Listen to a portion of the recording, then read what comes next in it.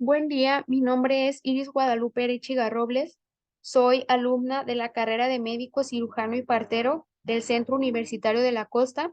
El día de hoy les voy a hablar acerca del cáncer renal y de la nefrectomía en la materia de clínica quirúrgica 2023A. Principalmente les hablaré un poco de la anatomía del riñón y de su fisiología. En cuanto a la anatomía macroscópica, es importante saber que los riñones son dos órganos retroperitoneales, es decir, se encuentran posterior a lo que es el peritoneo. Su color es pardo rojizo, tienen una forma de alubia y en el centro o en su borde medial vamos a encontrar una depresión profunda a la cual se le denomina ilio. Estos órganos van a medir de 11 por 6 por 3 centímetros. Su porción más alta se va a situar a nivel de la parte superior de lo que es la 12ª vértebra torácica y la más baja se va a encontrar a lo que es a la altura de la vértebra lumbar número 3. Su peso aproximado es de 150 a 160 gramos en el hombre y un poco menos en la mujer, y cada riñón en su polo superior va a estar cubierto por lo que es la glándula suprarrenal. Es importante también conocer las capas y las fascias que van a recubrir a este riñón, comenzando por lo que es la cápsula renal, la cual es la que va a cubrir al riñón y va a formar una delgada capa de tejido fibroconectivo. Luego tenemos a lo que es la grasa perirrenal que va a cubrir tanto al riñón como a la glándula suprarrenal y forma un medio de amortiguación. Posterior a lo que es la grasa perirrenal, tenemos lo que es la fascia renal, o mejor conocido como fascia de Gerota, la cual va a envolver tanto a la grasa perirrenal como a la glándula suprarrenal y a la porción del uréter y de los vasos. Y en una porción más externa a lo que es la fascia renal o de Gerota, vamos a encontrar a la grasa o al cuerpo adiposo pararrenal, el cual se va a continuar con la grasa extraperitoneal. En cuanto a la estructura general del riñón, si lo observamos en un corte coronal, podemos observar lo que es la corteza renal, en la cual vamos a encontrar las nefronas y los túbulos renales, pero ya a un nivel más microscópico. También tenemos unas prolongaciones hacia lo que es la médula renal, que se van a conocer como columnas renales de Bertin, y en la porción central vamos a tener la propia médula renal, en la cual va a haber las pirámides renales junto con su papila renal, que estas van a ser de 8 a 10 y van a desembocar en los cálices menores. Los cálices menores y los cálices mayores van a tener la función de transportar lo que es la orina hacia lo que es la pelvis renal, y a su vez la pelvis renal va a transportar la orina hacia lo que es el uréter. Y en la porción medial, como ya les mencionaba, vamos a tener una depresión que se llama ilio, en la cual se va a encontrar pues la pelvis renal y la arteria y la vena renal. En cuanto a la irrigación renal, es importante saber que los riñones reciben cerca del 25% del gasto cardíaco, es decir, para ser unos órganos tan pequeños, reciben una gran proporción de flujo sanguíneo. Este flujo sanguíneo va a ir a través de lo que es la arteria renal, la cual se va a dividir en la arteria segmentaria superior e inferior. Estas a su vez forman lo que son las arterias interlobulares y luego lo que son las arterias arciformes o arqueadas.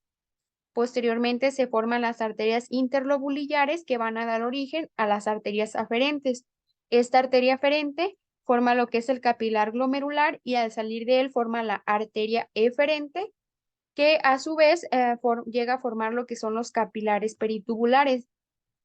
Estos capilares peritubulares van a formar lo que son posteriormente las venas interlobulillares, después las venas arciformes, las venas interlobulares, las venas segmentarias y finalmente van a salir del riñón a través de lo que es la vena renal. En cuanto a los vasos linfáticos, es importante mencionar que la médula renal no tiene vasos linfáticos, solamente la corteza. y la corteza renal va a drenar en lo que es los capilares linfáticos que van a discurrir por lo que es la cápsula renal y estos van a salir a través de lo que es el ilirio del riñón. En cuanto a la inervación renal, esta va a estar dada por lo que es el plexo celíaco, que va a tener tanto ramas adrenérgicas y colinérgicas, las cuales pueden ser mielínicas o amielínicas. La función de los riñones, como ya sabemos, es excretar los productos metabólicos de desecho y las sustancias químicas extrañas, así como también regular lo que son los equilibrios hidroelectrolíticos y la osmolaridad del líquido corporal. También tienen una importante función en lo que es la regulación de la presión arterial, del equilibrio ácido básico y la producción de eritrocitos. Otra de las funciones importantes que tienen los riñones es la secreción, el metabolismo y la excreción de diversas hormonas, así como también la gluconeogenia. Una vez que ya hablamos sobre la función y lo que es la anatomía del riñón, vamos a pasar a la patología, que en este caso es el cáncer renal.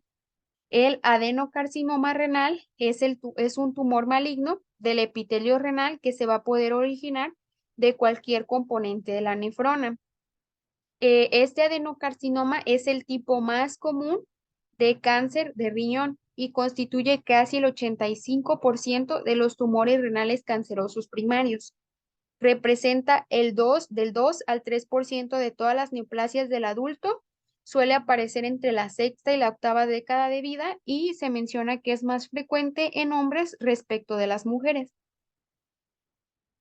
Existen varios factores que predisponen al desarrollo de esta patología o que nos generan un riesgo mayor para desarrollarla, en el cual encontramos el tabaquismo, la hipertensión, la obesidad, la enfermedad quística renal adquirida y algunas exposiciones ocupacionales como son los hidrocarburos aromáticos, el amianto, el cadmio e incluso las industrias químicas y del caucho. En cuanto a la etiología, la mayor parte de los adenocarcinomas renales se menciona que son de origen esporádico, pero también se han descrito diversas formas hereditarias, dentro de las que se incluyen algunos síndromes en las que hay mutaciones germinativas de un gen supresor de tumor. En este caso tenemos a la enfermedad de von Hippel-Lindau, el cual incluye eh, mutaciones en el cromosoma 3P que predisponen al desarrollo de tumores en diversos órganos, entre los cuales se incluye el riñón. Y también tenemos el síndrome de Behr-Houde, en el cual los pacientes suelen desarrollar tumores como los oncocitomas o incluso los tumores cromófobos. En el carcinoma de células claras también se incluye las mutaciones en el cromosoma 3P y en el carcinoma papilar va a haber aberraciones en lo que son los cromosomas 7, 17 y el Y. Este adenocarcinoma se puede originar en lo que es el epitelio tubular renal. Generalmente se presentan con igual frecuencia en ambos riñones, surgen en la corteza y tienden a crecer hacia lo que es el tejido perinéfrico. En su aspecto macroscópico vamos a poder observar un color amarillo anaranjado debido a que tiene una abundancia de lípidos. Y también es importante mencionar que este tumor no tiene una cápsula, sino que es más bien una pseudocápsula del mismo parénquima renal que se encuentra comprimido junto con tejido fibroso y células inflamatorias. En cuanto al aspecto histológico, este adenocarcinoma generalmente está combinado de células claras, granulares y en ocasiones de aspecto sarcomatoide. De acuerdo a su aspecto histológico y a las células del cual se originan, podemos dividirlo en diferentes subtipos, como es el carcinoma de células claras, que es el más común o el más frecuente, el carcinoma de células renales papilares tipo 1 y tipo 2, el carcinoma de células renales cromófobas, el carcinoma del túbulo colector y el carcinoma no clasificado. Aquí hice una pequeña tablita en la cual se diferencian cada uno de acuerdo a su aspecto histológico. Por ejemplo, el carcinoma de células claras, su principal característica pues son las células claras redondeadas o poligonales con un citoplasma abundante y con abundante también colesterol, triglicéridos y glucógeno. En cuanto al carcinoma de células renales papilares, esta va a tener menos glucógeno y menos lípidos, perdón, y en el microscopio de electrones se va a revelar un citoplasma granular con muchas mitocondrias y citosomas. En cuanto al carcinoma de células cromófobas, estos va a contener grandes células poligonales con bordes celulares distintivos y el citoplasma reticulado. El carcinoma del túbulo colector va a contar con bordes irregulares, un citoplasma basofílico con anaplasia extensa y es probable que incluso se invadan los vasos sanguíneos y que cause infarto del tejido. En cuanto al aspecto radiológico, en este caso podemos observar la tomografía computarizada. Se va a observar lo que es un nódulo en el riñón en el cual se va a distinguir porque tiene un contraste menor de lo que es el parénquima renal normal. En esta imagen aquí se puede visualizar que tiene un contraste más bajo que el resto. Y en lo que es esta imagen es una imagen coronal en la cual también pues se puede observar esa masa nodular. En esta otra imagen, el tumor se encuentra en lo que es el riñón izquierdo, al igual que en esta y en la de más abajo. Y más adelante, pues les voy a explicar más la diferencia o cómo podemos distinguir entre un tumor y pues el tejido normal. En la patogénesis, los tumores van a tender a diseminarse, ya sea por invasión directa, lo que es la cápsula renal, la grasa perirrenal y las vísceras adyacentes, o mediante extensión por la vena renal. Los sitios más comunes a los que se va a diseminar son los ganglios linfáticos retroperitoneales, los pulmones, el hígado, el hueso y el cerebro. En cuanto a la presentación clínica, vamos a tener una triada clásica que va a ser el dolor en la fosa renal, una masa abdominal palpable y una macrohematuria. Sin embargo, no todos los pacientes cursan con la sintomatología clásica, sino que muchos se presentan asintomáticos hasta que el cáncer ya ha metastatizado. Y en este caso vamos a tener síntomas de un cáncer avanzado, como es la hematuria, la disnea, la tos, la osteodinia, la hemorragia y pues manifestaciones de metástasis, como ya les mencionaba. O incluso pueden presentar síndromes paraneoplásicos, en la cual se van a incluir eritrocitosis, hipercalcemia, hipertensión, disfunción no metastásica o síndrome de Stauffer, en la cual vamos a poder observar una elevada fosfatasa alcalina, una elevada bilirrubina, una hipoalbuminemia, un tiempo de protrombina prolongado y una hipergamaglobulinemia. También se puede presentar fiebre, fatiga y pérdida de peso. Y con base a lo que es una masa renal quística o si es un tumor maligno, pues tenemos la clasificación de Bosniak, en la cual nos va a ayudar a diferenciar las masas renales quísticas benignas de las malignas según el aspecto que nos muestren en la tomografía computarizada. En este caso, se va a tomar en cuenta el grado de tabicación, la calcificación y el reforzamiento, lo cual nos va a ayudar a identificar si hay probabilidad de cáncer o no. En este caso, tenemos la categoría 1, que es, vamos a tener un quiste de pared delgada con densidad similar a la del agua, sin tabicaciones o calcificaciones, nos indica un riesgo de malignidad del 0%, en el cual su tratamiento es no quirúrgico. En la categoría 2, los quistes van a ser de pared delgada con pocos tabiques delgados que pueden contener calcificaciones finas o de espesor muy limitado, en el cual se incluyen quistes homogéneos hiperdensos de menos de 3 centímetros. Igual el riesgo de malignidad es cero y su tratamiento es no quirúrgico. En la categoría 2F va a haber múltiples tabiques delgados o ligeramente engrosados sin reforzamiento mensurable. Pueden contener calcificaciones nodulares y también se incluyen los quistes hiperdensos de más de 3 centímetros. En este caso, el riesgo de malignidad es del 5% y su tratamiento es la vigilancia para verificar que no progrese. En la categoría 3 son quistes con paredes irregulares o engrosamiento uniforme o tabiques con reforzamiento mensurable. en el cual el riesgo de malignidad es cerca del 50% y su tratamiento es quirúrgico. Y en la categoría 4, pues es igual que la 3, pero con un reforzamiento de los componentes sólidos. Aquí el riesgo de malignidad es del 100% y pues claramente su tratamiento es quirúrgico. En la estadificación es importante que nosotros podamos estadificar el tumor, ya que este nos va a ayudar a obtener un mejor pronóstico del paciente y a orientar en lo que es el tratamiento. Para hacer una buena estadificación es importante tomar ciertos estudios clínicos que nos ayuden a completar esta estadificación, en los cuales se incluyen los antecedentes y la exploración física, un hemograma completo, una química sérica donde evaluemos la función renal y hepática, la tomografía computarizada de tórax, la radiografía de tórax, la gamografía ósea, la tomografía de abdomen y de pelvis y también el análisis de orina. Después ya podemos pasar a lo que es la estadificación del cáncer, en el cual nos vamos a basar en la estadificación TNM, en la cual la T es acerca de las características que presenta el tumor, la N es de acuerdo a si hay ganglios linfáticos regionales y en la M es si hay una metástasis a distancia o no. Y en caso de las características que obtengamos, vamos a poderlos agrupar en estadios que van desde el 1 hasta el 4 y que, como ya les mencionaba, nos va a poder ayudar a determinar el tratamiento adecuado para el paciente.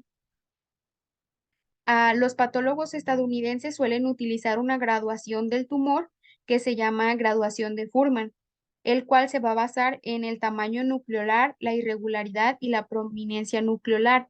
Esto más que nada está hecho en base a aspectos histológicos, pero también nos puede servir para determinar en qué grado se encuentra el tumor, que puede ser 1, 2, 3 o grado 4.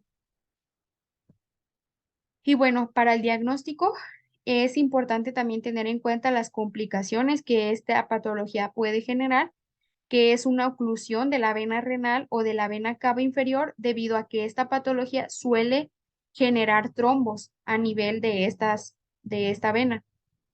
Y pues en base a esto vamos a obtener datos de laboratorio en los cuales se nos van a arrojar una anemia, una hematuria, una velocidad de sedimentación globular elevada y un hierro bajo. En cuanto a los datos radiográficos, la gamografía va a ser útil en caso de que nosotros sospechemos de metástasis óseas, ya que es más exacto, pero se considera que es un estudio no muy específico. La resonancia magnética suele ser equivalente a la tomografía, pero tiene una ventaja, ya que si nosotros sospechamos de una extensión vascular, este método diagnóstico nos puede servir. En cuanto a la tomografía, como ya les mencionaba, el adenocarcinoma suele mostrar una densidad menor respecto a lo que es el parénquima renal, pero si nosotros aplicamos un medio de contraste intravenoso, este va a aumentar en cuanto a su densidad, incluso 10 unidades de Hounsfield, y pues se va a contrastar respecto a lo que es el parénquima y va a ser útil para guiar lo que es el método quirúrgico. En cuanto a la aspiración con aguja fina, esta se va a utilizar como método diagnóstico para pacientes que tienen una enfermedad metastásica y que son candidatos para un tratamiento no quirúrgico. El diagnóstico diferencial lo vamos a poder hacer con los quistes, que ya les mencionaba. Aquí vamos a utilizar lo que es pues la gráfica, la graduación de Wozniak, el cual nos va a ayudar a definir si el quiste es benigno o es maligno. Tenemos los angiomiolipomas, los abscesos renales, los granulomas, los linfomas, el carcinoma de células de transición de la pelvis renal, el cáncer suprarrenal y las metástasis de cáncer primario. Para el tratamiento del adenocarcinoma, nos vamos a basar de acuerdo a si el paciente tiene una enfermedad localizada o no. Si esta enfermedad está localizada, se puede curar con una nefrectomía parcial o radical, dependiendo también de las características del tumor. O se pueden utilizar también las técnicas de mínima invasión, que incluye la cirugía renal laparoscópica y la cirugía renal laparoscópica con ayuda de un robot. Las alternativas que utilizamos para pacientes que no son aptos para cirugía son la ablación por radiofrecuencia y la crioablación, en las cuales más que nada están indicados para masas renales pequeñas, menores a 5 centímetros. La biopsia renal y la vigilancia activa también están indicados solamente para pacientes aptos, en los cuales incluyen pacientes diagnosticados de forma casual con una pequeña masa renal menor a 3 centímetros o pacientes que no toleran la extirpación o la ablación. Si nosotros asignamos un protocolo de vigilancia, este se va a incluir realizar pruebas de vigilancia cada 3 o 6 meses y si el tamaño de la masa se estabiliza, es decir, si el tumor no sigue creciendo, este intervalo se va a emplear hasta 6 o 12 meses. Pero como les mencionaba, esto solo aplica para pacientes cuyo tumor sea menor a 3 centímetros. Y para pacientes que se encuentran con etapas ya más avanzadas, se encuentra lo que es la inmunoterapia o el tratamiento selectivo, en el cual se van a incluir fármacos que actúan sobre el factor de crecimiento endotelial vascular, ya sea en un contexto neoadyuvante o adyuvante. El pronóstico va a depender de lo que es la etapa, el grado y el tamaño del tumor. Se menciona que la supervivencia para pacientes que se encuentran con tumores en etapa 1 a los 5 años, su tasa de supervivencia es del 80 al 100%. En un estadio 2, la tasa de supervivencia es del 50 al 80%. Y para una enfermedad avanzada, la tasa de supervivencia a 5 años llega solamente al 0 o al 20%. Ahora les voy a explicar un poquito más acerca de cómo se realiza la nefrectomía y como ya les mencionaba, este tratamiento quirúrgico se va a utilizar solamente cuando se diagnostica un tumor renal que no haya metástasis o que tenga una metástasis solitaria o bien localizada. Solamente en estos casos se va a hacer una resección quirúrgica. Esta resección quirúrgica, pues como ya les mencionaba, es la nefrectomía, la cual consiste en la extracción de una parte del riñón, perdón, o incluso el riñón completo. Va a haber 3 tipos de nefrectomía, la cual es simple, parcial o radical. En la simple se va a extirpar el riñón, en la parcial se va a extirpar una parte del riñón o el tumor, pero no todo el riñón. Y en la radical se va a extirpar lo que es el riñón entero junto con la glándula suprarrenal, los ganglios linfáticos y los tejidos que se encuentran alrededor. En este caso va a haber 2 maneras de realizar la cirugía, que es cirugía abierta o cirugía cerrada, que en este caso pues es la laparoscopía. Para realizar una nefrectomía es necesario primero hacer una evaluación preoperatoria y anestésica. En este caso, se va a incluir un hemograma completo, un análisis bioquímico, un perfil de hemostasia, un grupo ABO y fenotipos, el estudio citobacteriológico de la orina, una radiografía de tórax y un electrocardiograma. También tenemos que obtener una prueba de imagen renal, en este caso una tomografía computarizada abdominopélvica con contraste, la cual nos va a permitir caracterizar el tumor en cuanto a su tamaño, posición y extensión y evaluar el riesgo de si hay trombos venosos o no. Como ya les comentaba, este cáncer suele o tiende a crear trombos en lo que es la vena cava inferior o la vena renal. También hay que hacer una evaluación de la función renal con la medición de la creatinemia, el aclaramiento renal y la tasa de filtración glomerular. Es importante también aplicar una antibioticoterapia o una profilaxis antibiótica, es decir, en caso de que exista una infección antes de la cirugía, se tiene que tratar con antibiótico y si no existe, se debe de aplicar una profilaxis antibiótica durante la intervención, esto para prevenir el riesgo de infección o de septicemia. También es importante la profilaxis de los episodios tromboembólicos, en el cual se deben utilizar medias de contención, y la heparina de bajo peso molecular en dosis elevadas, las cuales se mencionan que deben de ser aplicadas de 6 a 12 horas posteriores al procedimiento y que se debe de mantener de 4 a 6 semanas. Para realizar lo que es este tratamiento quirúrgico, la nefrectomía, se puede hacer por dos vías de acceso que dependen de la indicación quirúrgica, de la morfología y del estado del paciente. En este caso, las dos vías de acceso pueden ser retroperitoneales o intraperitoneales.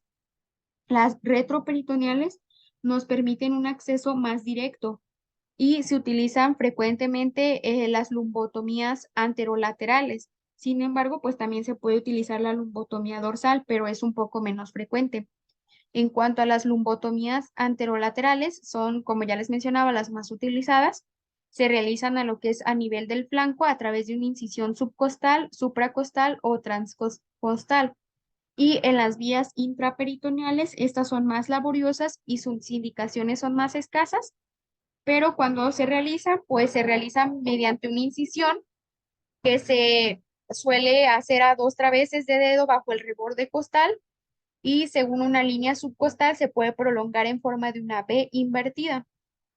También se puede realizar una incisión medial sifopúbica que va pues desde el apéndice sifoides hasta el pubis. Y pues aquí vamos a hablar un poco acerca de la nefrectomía simple, que esta, como ya les mencionaba, es la resección de lo que es el riñón, pero no se va a diseccionar la glándula suprarrenal como se hace en lo que es la nefrectomía parcial. Aquí la resección se realiza entre lo que es la cápsula renal y la grasa perirrenal. Sus indicaciones va a ser exclusivamente para patologías benignas del riñón, o sea que en este caso pues no aplicarían el adenocarcinoma. Pero pues es importante también conocer cómo se realiza. En la nefrectomía simple pues se tiene que tomar en cuenta la posición del paciente. Se realiza una anestesia general, se puede colocar una sonda nasogástrica y vesical, se va a colocar al paciente en posición de lumbotomía, que es en decúbito lateral franco a 90 grados, apoyado sobre lo que es el lado contralateral del riñón que se va a operar. La mesa se tiene que flexionar para poder ampliar lo que es el espacio entre la cresta ilíaca y el borde costal de la 12ª costilla. La pierna que se encuentra apoyada sobre el lado eh, de la mesa se va a flexionar en 90 grados y la otra se va a mantener en hiperextensión. El paciente se tiene que sujetar con una correa a nivel de lo que es la espina ilíaca anterosuperior de la cadera y el brazo que está apoyado sobre la mesa se va a fijar en un ángulo recto y el otro se va a colocar sobre un apoyo braquial elevado.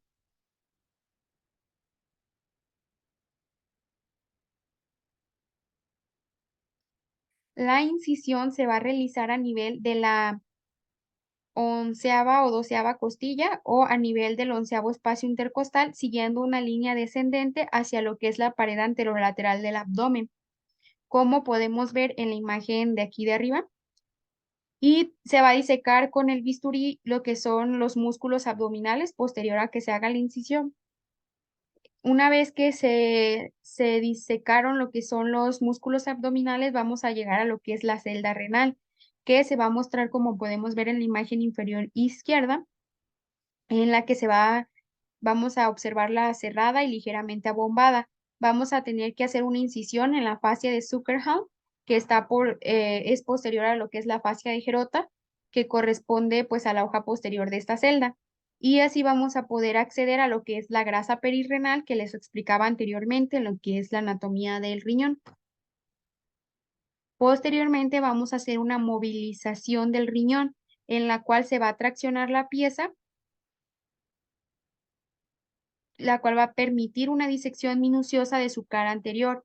El polo inferior del riñón se va a disecar con el dedo con más o menos facilidad según el estado de la grasa perirrenal. Una vez que el riñón es liberado de todas sus adherencias fibrosas, el separador autoestático se va a recolocar englobando con la valva las hojas de la celda renal ya disecada. Después vamos a hacer lo que es la ligadura del uréter. Vamos a tomar el uréter y lo vamos a disecar hacia abajo.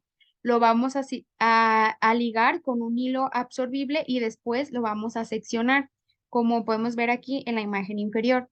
Luego vamos a hacer la ligadura de los vasos, que es importante conocer que primero se tiene que ligar la arteria y después la vena.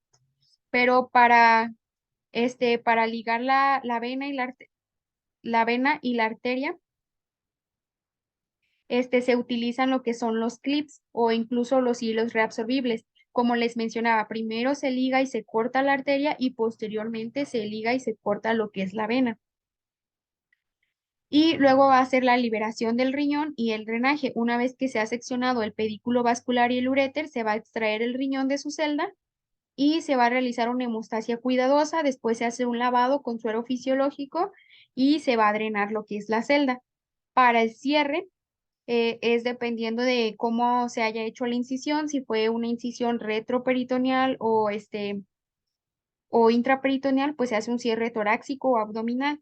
En el caso del cierre torácico, por lo general se hace en un plano, aproximando toda la pared muscular con puntos separados. Y en el cierre abdominal se realizan dos planos. Primero se cierra lo que es el músculo transverso y el oblicuo menor, y luego el oblicuo mayor y la aponeurosis.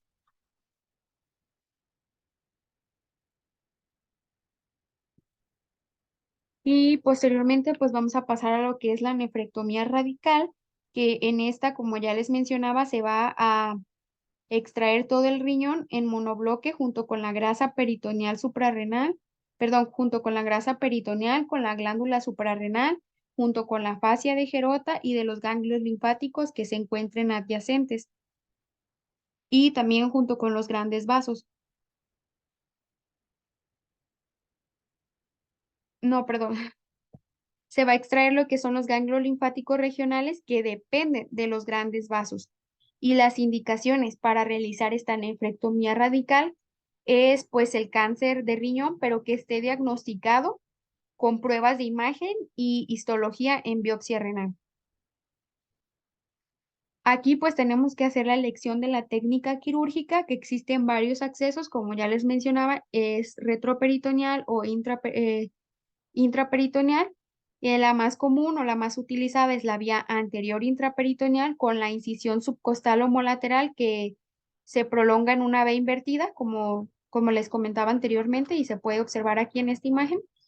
Y pues aquí la posición del paciente va a ser en decúbito supino con una hiperextensión para liberar lo que es naturalmente la línea de incisión bajo la reja costal. Y se van a colocar los brazos, perdón, en cruz. El lado de la lesión puede elevarse ligeramente mediante un rodillo, que es el que se muestra aquí en la imagen, para que se favorezca la exposición de lo que es el riñón. En cuanto a la incisión, como ya les comentaba, es la que se va a realizar a 2 traveses debajo del reborde costal y se puede continuar en dirección de lo que es la apófisis sifoides, siguiendo una curvatura que forme una V invertida. Posteriormente se va a incidir en lo que es la pared muscular, luego el músculo oblicuo, después se rechazan las fibras del transverso, del músculo transverso, se secciona el músculo recto, se liga la arteria epigástrica, se abre el peritoneo, se liga el ligamento falciforme del hígado y se secciona. Con una valva se va a traccionar de la reja costal homolateral a la lesión arriba y hacia adelante. Después vamos a tener la exposición del lado derecho, que en este se encuentra pues la exposición de la celda renal. Se va a realizar levantando lo que es el hígado para hacer una incisión de la reflexión peritoneal a lo largo del surco parietocólico. Se va a movilizar el ángulo cólico derecho, después se medializa para exponer lo que es la fascia de Gerota. Se va a realizar un despegamiento duopancrático parcial, que es a lo que conocemos como maniobra de Kocher, para dar acceso a lo que es la cara anterior de la vena cava inferior y de la aorta. Vamos a identificar lo que es el pedículo renal derecho, que en este caso pues se va a marcar la vena renal con un disector, se liga la vena gonadal derecha, después se secciona, la disección se continúa hasta el punto más alto de lo que es la vena cava para exponer a la vena suprarrenal. La vena suprarrenal se liga y se secciona, se descubre lo que es la arteria renal. Al levantar lo que es la vena con un separador, se disecciona y se liga con clips. Pero como les mencionaba, primero debe de ligarse lo que es la arteria renal y posteriormente la vena. En cuanto al lado izquierdo, el acceso a la celda renal se realiza después de un despegamiento paretocólico izquierdo con una incisión de la fascia de Toll, que permite la medialización de lo que es el tubo digestivo y el descubrimiento de la celda renal izquierda. Después se va a realizar el mismo procedimiento, se identifica el pedículo renal izquierdo, se identifica, se moviliza hacia adelante la fascia de Gerota según un plano de resección lo más amplio posible, se liga y se secciona el uréter, igual la arteria y la vena renal, y después se hace el drenaje y el cierre, que es igual como ya les comentaba anteriormente. La herida se va a suturar en dos planos porque pues en este caso es un acceso por vía intraperitoneal y pues se va a realizar en dos planos con 4 hemisuturas continuas y pues va a ser de un hilo reabsorbible de tipo PDS-1, cada una de las cuales se va a iniciar lateralmente y se unen a la porción medial de lo que es la abertura y vamos a tener algo parecido a esta imagen que se encuentra aquí arriba. Y pues aquí tengo un pequeño video acerca de cómo se hace. En este caso se muestra una nefrectomía parcial porque no encontré un video que mostrara la nefrectomía radical, pero es básicamente lo mismo, solo que en este caso en vez de clipar lo que es la arteria y la vena renal, solo se clipa la arteria renal antes de realizar la resección de la porción del riñón y después el riñón se aproxima para suturarlo y se cierra igual como en la nefrectomía parcial. Aquí está un video para que quede más claro.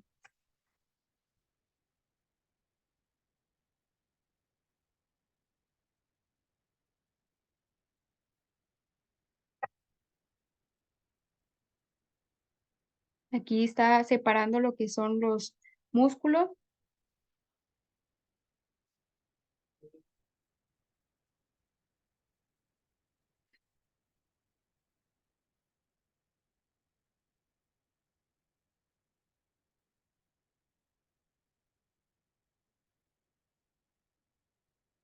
Esto que se puede ver aquí es la costilla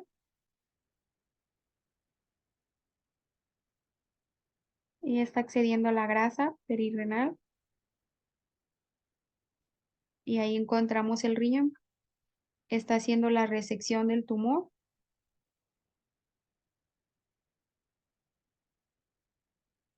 Se clipa lo que es la arteria renal. Se extrae, pero antes de extraer también se clipan las pequeñas arterias. Se seccionan.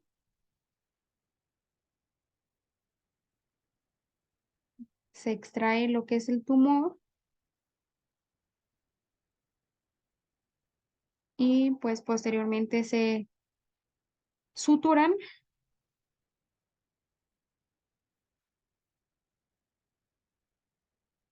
Se sutura el riñón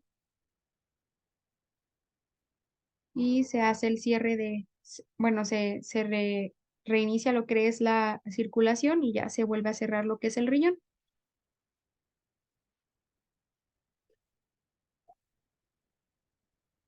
Luego tenemos también la nefrectomía laparoscópica, que en este caso también es una vía retroperitoneal o una vía transperitoneal.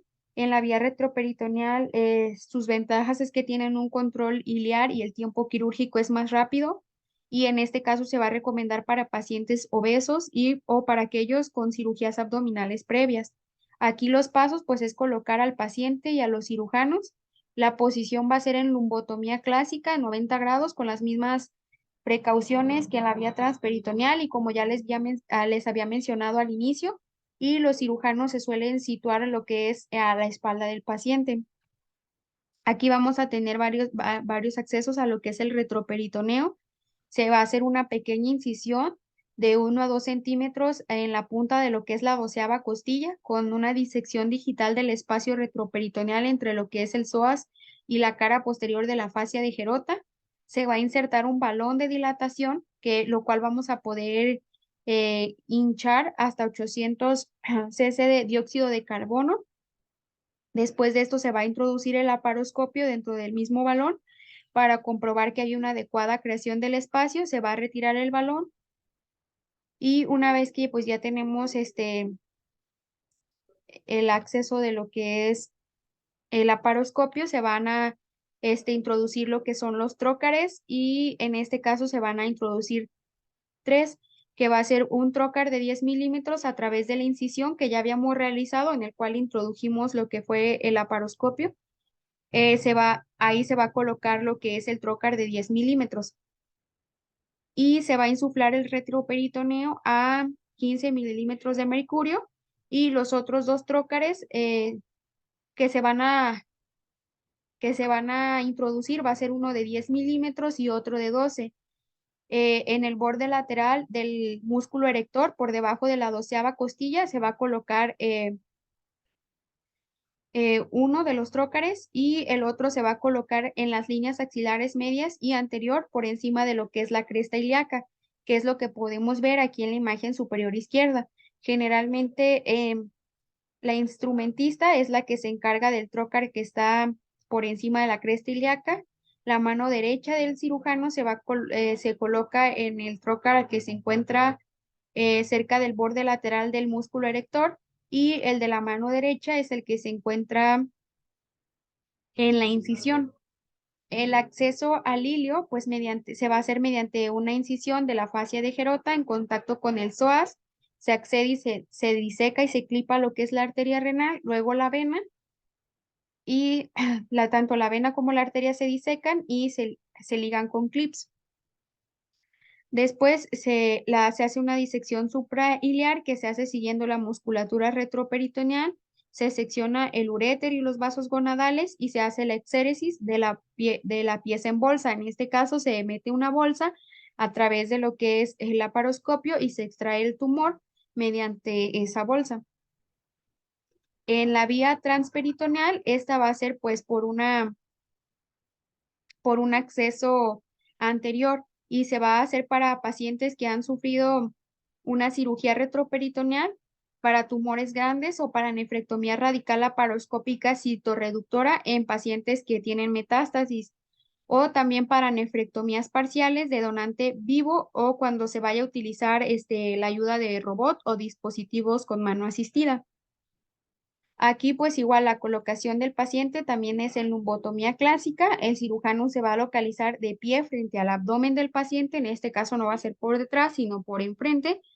Su su asistente es preferible que se encuentre sentado y la instrumentista debe de tener accesibilidad a manejar lo que es el cuarto trocar, que en este caso en vez de 3 se van a colocar 4 trócares. Aquí la creación del neumoperitoneo y la colocación del trócares, como les mencionaba, generalmente son 4. El primero se va a situar paraumbilical en la línea externa del recto del abdomen, que es aquí en la cual se va a colocar la óptica, que puede ser de 0 a 30 grados. Luego en la fosa ilíaca y en el hipocondrio ipsilateral, en la fosa ilíaca vamos a colocar el trócar de tamaño, perdón, de 12 milímetros, que generalmente se asigna a la mano dominante del cirujano, y luego vamos a colocar otro de 5 milímetros, este, en lo que es la línea axilar anterior. Y el otro, perdón, se me olvidaba mencionarles, es el otro que va en lo que es el hipocondrio. Después vamos a hacer la decolación del colon derecho e izquierdo, que se va a crear un plano entre la cara anterior renal y el colon. Se va a hacer igual la maniobra de Kocher en el lado derecho, que nos va a permitir pues separar lo que es el páncreas y lo que es el parte del intestino. El desplazamiento también del paquete esplenopancreático en el caso del lado izquierdo. Y vamos a hacer la individualización de la vena gonadal y del uréter. La vena gonadal casi siempre se va a encontrar primero y en una situación más externa a la línea media en lumbotomía. Luego, mediante el acceso hacia el ilio renal, vamos a poder encontrar los pedículos polares inferiores que debe ser correctamente controlados. Se va a visualizar la arteria gonadal y se va a clipar con pues, con clips. Después vamos a tener la identificación, el control y la sección de la arteria y de la vena, que igualmente se debe de hacer disección de estos, igual que en la cirugía abierta. Primero hay que clipar y después se hace la disección. Y también hay que hacer la sección del uréter, igualmente se clipa, se secciona, la liberación del polo superior y la exéresis de la pieza embolsada, igual que en la vía retroperitoneal. Y aquí también puse un pequeño video de una explicación de cómo se hace la cirugía.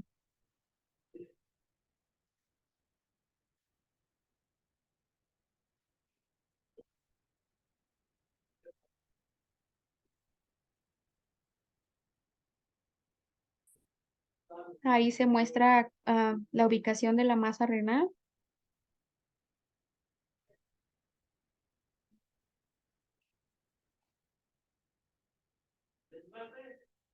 Ahí está cómo se hace la movilización del colon.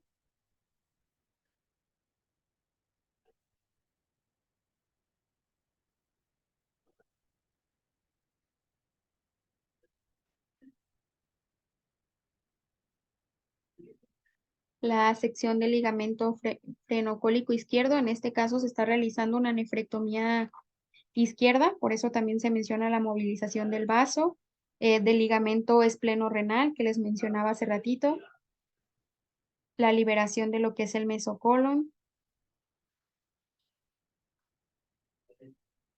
la movilización de la cola del páncreas.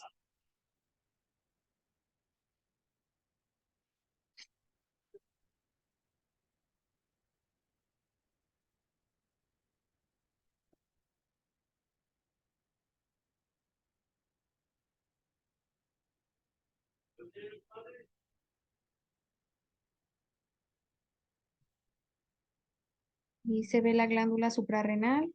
Miren, aquí podemos observar lo que es la vena gonadal y la vena mesentérica inferior.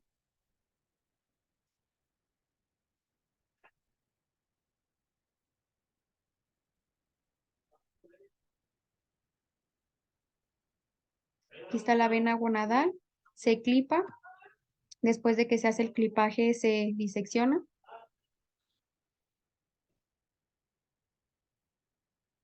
Igual se hace con el uréter.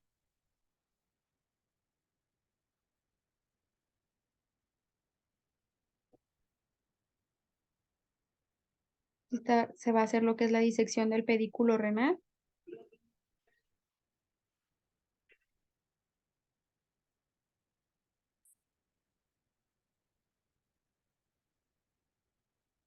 Aquí está la vena renal.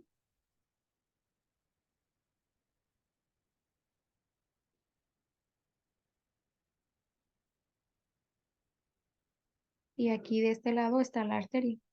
Igual se tiene que hacer un clipaje para poder seccionar primero la arteria y después la vena.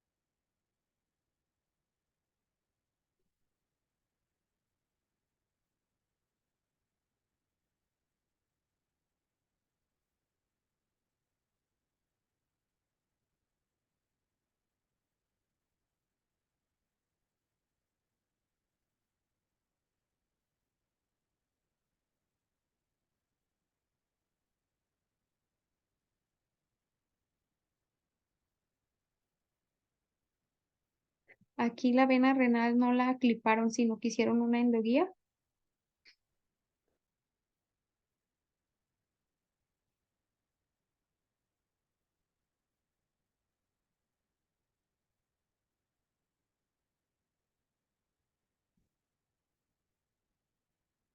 Miren, ahí ya quedó.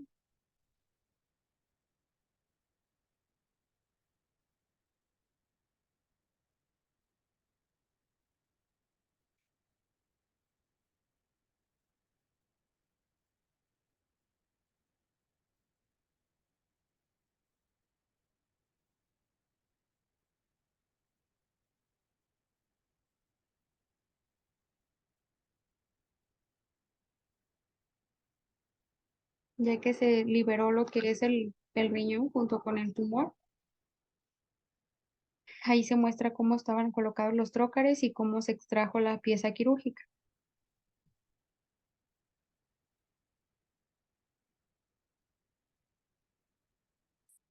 Y bueno, pues también es importante mencionar las complicaciones que tiene esta nefrectomía, que en caso de la nefrectomía radical puede ocurrir una hemorragia, un neumotórax, una lesión esplénica, lesión hepática e incluso lesión del páncreas. Y en las complicaciones de la nefrectomía parcial podemos encontrar hemorragias tardías o fístulas urinarias. Y pues por mi parte sería todo. Muchas gracias.